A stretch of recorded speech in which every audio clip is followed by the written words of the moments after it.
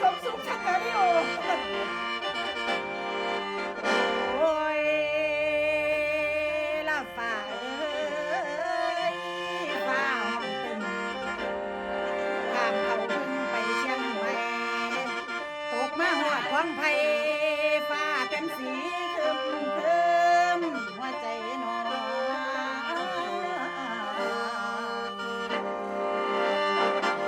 หวังแต่แฟนหวังแต่แฟนเอ้ย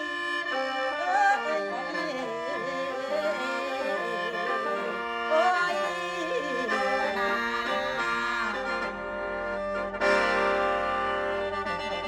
อันนี้เมษาไกลไปแล้วพฤษภาตะมาตอฝนตกลงจากจนไปยากับพมาพวกเจ้าหน้าเตรียมใบถึงไทยถึงขาฟังเสื้อไปดังคนดังหูตา